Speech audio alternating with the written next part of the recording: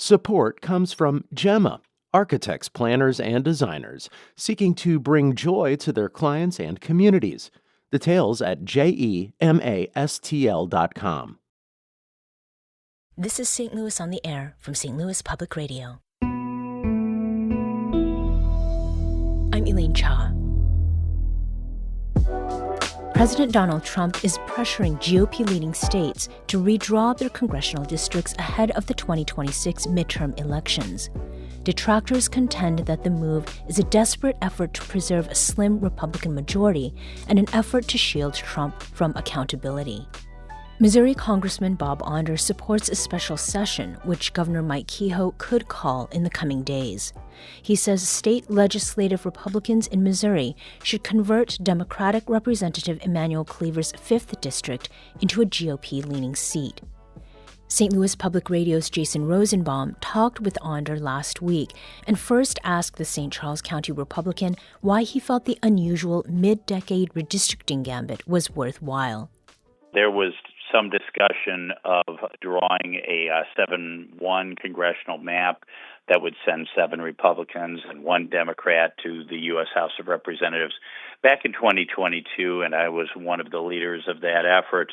I think the case now is as it was then. We are a Republican state. Republicans have supermajorities in the Missouri House and the Missouri Senate. Republicans hold all of our statewide elected offices, including, of course, governor. And I believe that we should pass a congressional map that reflects the values of the state of Missouri, just as Democrats have very aggressively drawn districts in other states to try to reflect their values. So I think it's high time that we go ahead and do that, just as Illinois and Maryland, California, New York, New Jersey have. And I look forward to Governor Kehoe calling a special session on that issue. President Donald Trump and members of his administration have been actively pressuring Republicans in places like Texas, Indiana, and Missouri to redraw their maps in the run-up to next year's midterm elections. Is that an appropriate thing for the president and his staffers to do, given that redistricting in and of itself is a highly political and not official governmental act, even though I'm sure you're going to point out to redraw the map requires a state legislative act? Yeah, look, I don't have to be pressured. I strongly supported a map along those lines anyway. I thought it was really foolish of Republicans in 2022 to just assume that there was going to be this big red wave. We know that Eric Holder, after the Democrat losses in 2016, with the assistance of Barack Obama, went out and formed the National Democrat Redistricting Committee that aggressively looked toward the 2020 census and the map drawing process to maximize the number of Democrat seats. In fact, that committee and Eric Holder went so far as to play in state legislative races in order to make sure the best possible map for the Democrat Party would be drawn, of course, for representation in Congress and controlling of Congress, but also for apportionment of electoral college seats, which of course elects our president.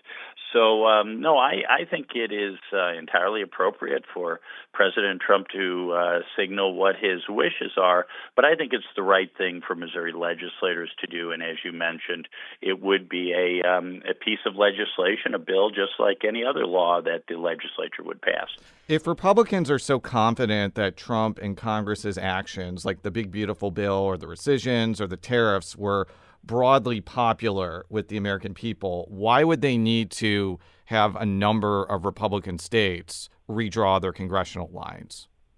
Yeah, well, I think it's very clear that Republicans are underrepresented in Congress for a couple of reasons. First, because those illegally present in the United States are counted toward the census, which I don't think is appropriate.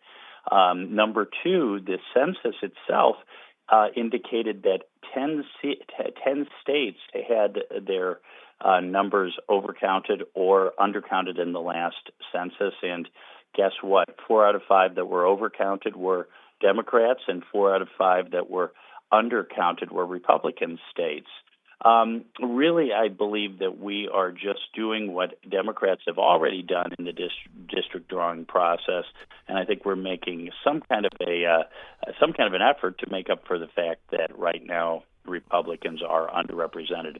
I think as we see the results in terms of jobs, in terms of economic growth, and cuts on people's taxes, no tax on tip, no tax on overtime, tax relief for seniors, I think we will find that big, beautiful bill will prove to be a lot more popular than polling would indicate today. You indicated that you think that Republicans are underrepresented in the House, but I could point to situations in places like North Carolina and Wisconsin, which have maps that are pretty skewed toward Republicans, even though those states only voted for President Trump by a very small margin.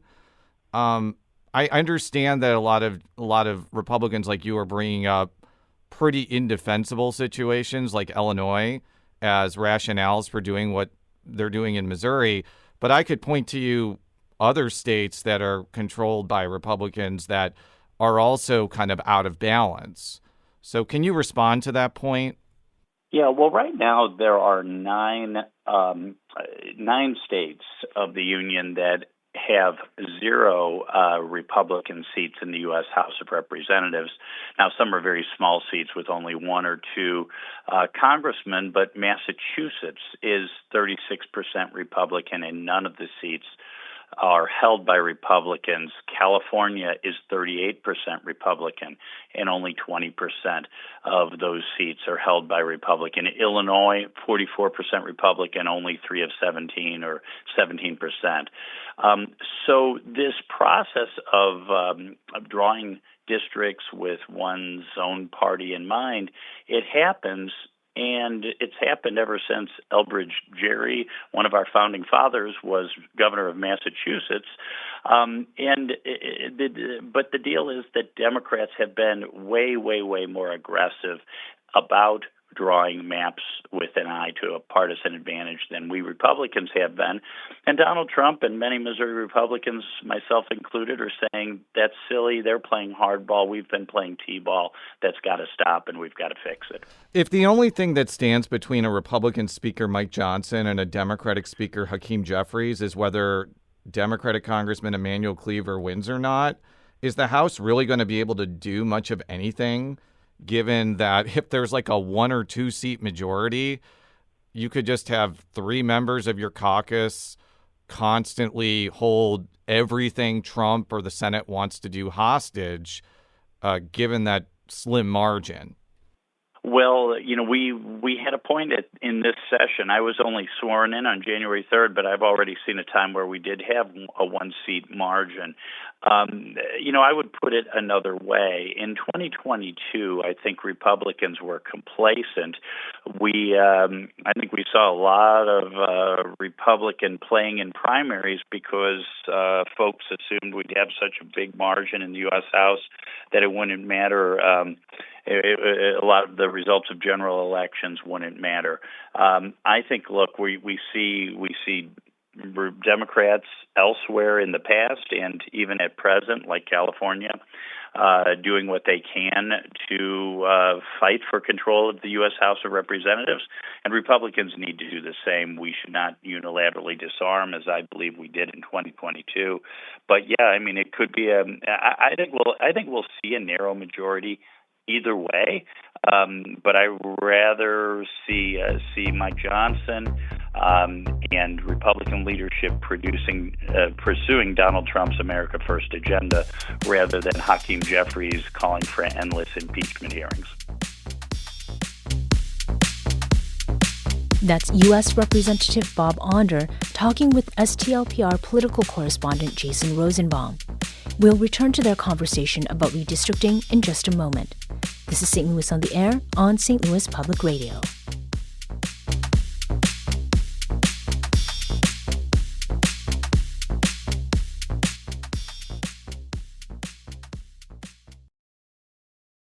This is St. Louis Public Radio. Support comes from Para Corporation, a general contractor seeking professionals who want to make a difference in the community. More at parac.com/careers. Welcome back. I'm Elaine Cha.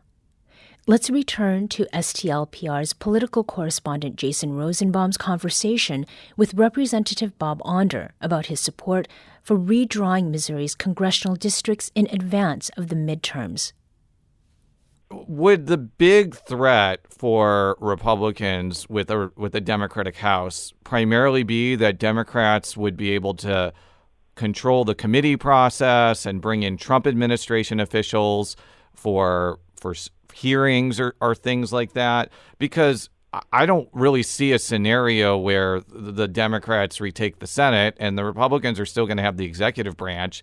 Is the real concern here that Democrats will be able to more aggressively investigate the Trump administration if they retake the House? No, I think the real concern is that Republicans, President Trump, the Republican Senate, will lose the ability to govern.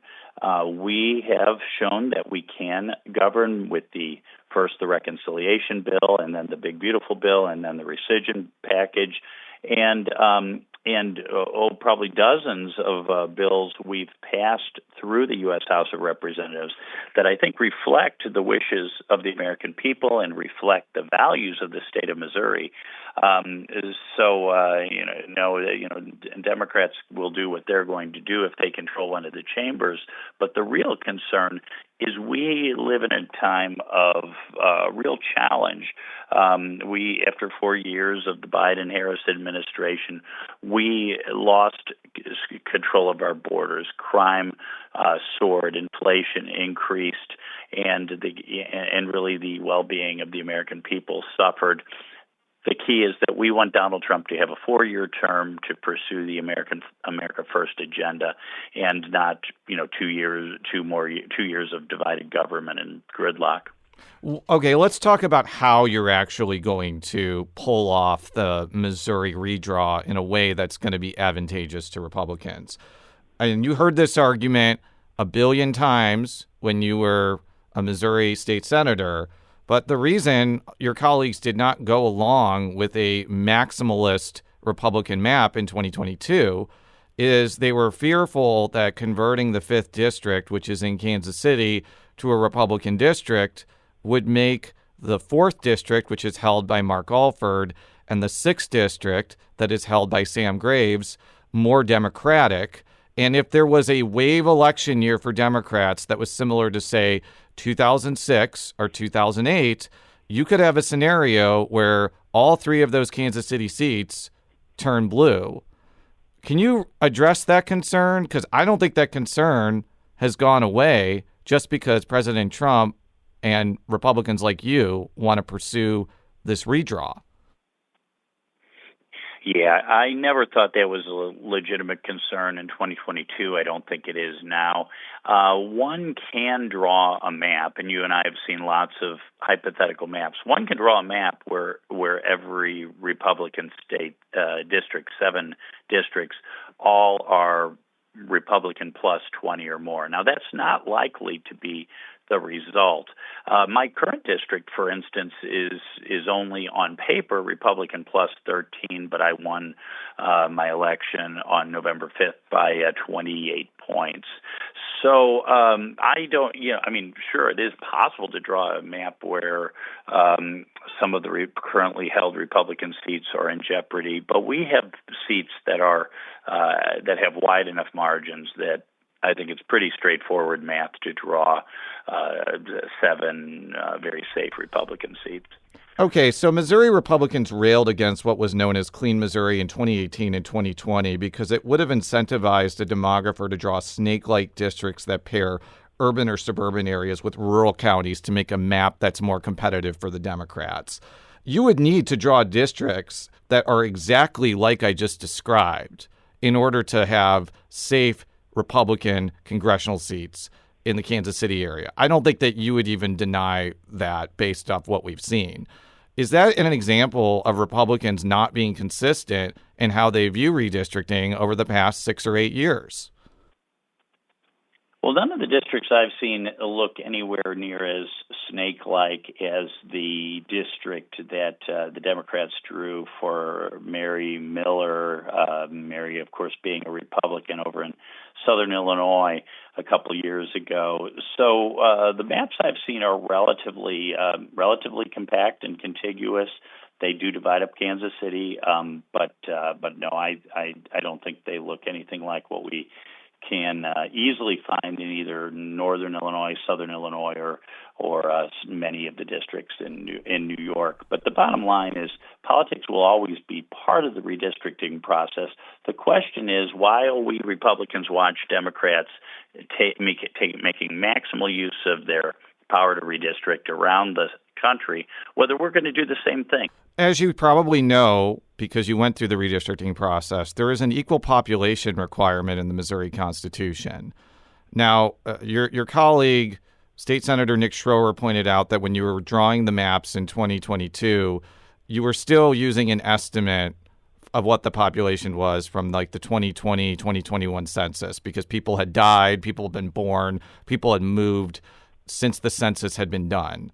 But like that was a much more up-to-date estimate than using 2020, 2021 population figures to redraw the map in 2025. Do you have concern that these new districts may not hold up in court if the people drawing them can't prove that they're equal population?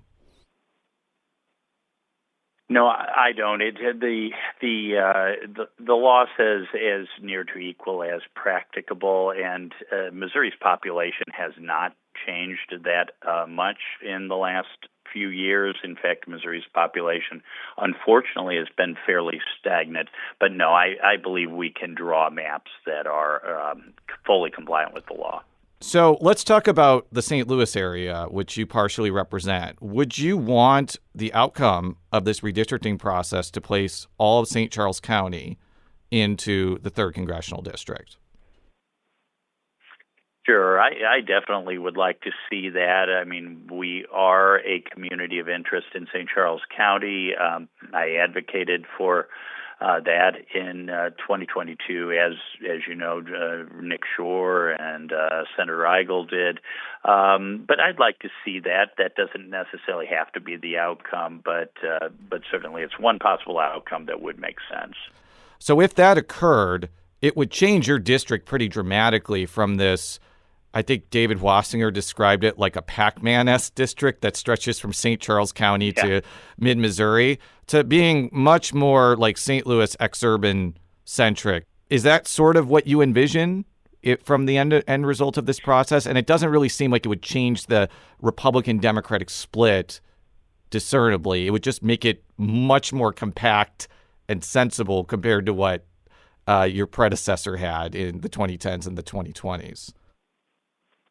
Yeah. Right now we have that kind of Pac-Man shape of my district, which is, it's contiguous but not compact.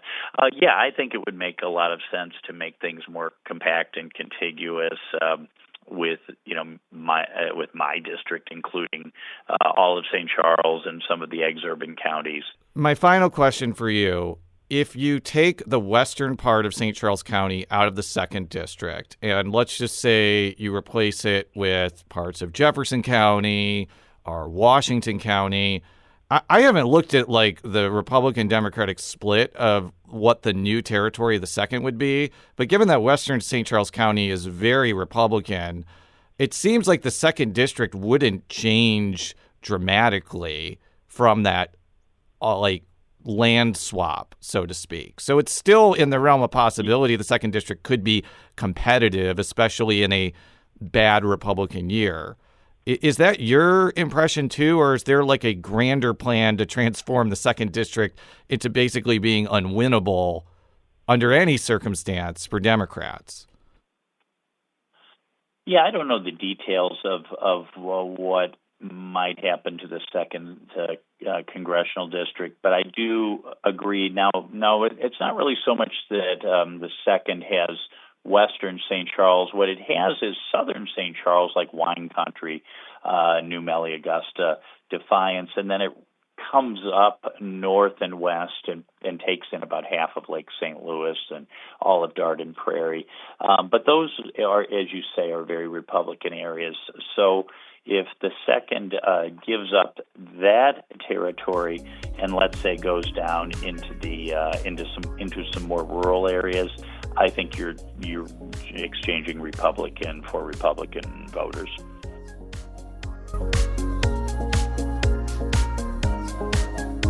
That was U.S. Representative Bob Onder in conversation with STLPR political correspondent Jason Rosenbaum about President Trump's push to have red states redraw their congressional maps to keep a slim GOP majority in the U.S. House.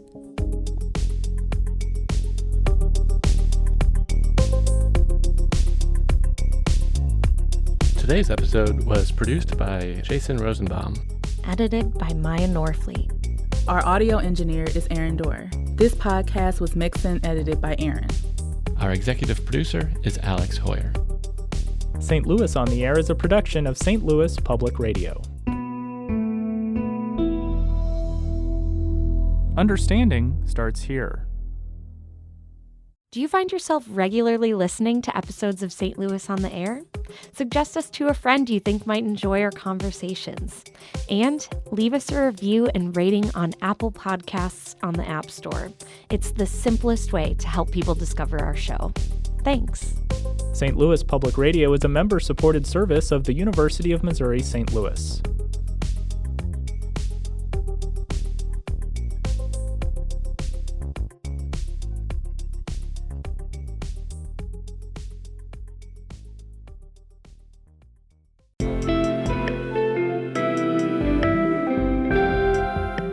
The Gateway brings you the day's news each weekday from around the St. Louis region and the state capitals in Jefferson City. Our schools are accredited. We don't need this bill. And Springfield. How many more years must pass before lawmakers see time is of the essence? I'm Abby Larico. Join me each weekday for The Gateway on the STLPR app or wherever you get podcasts.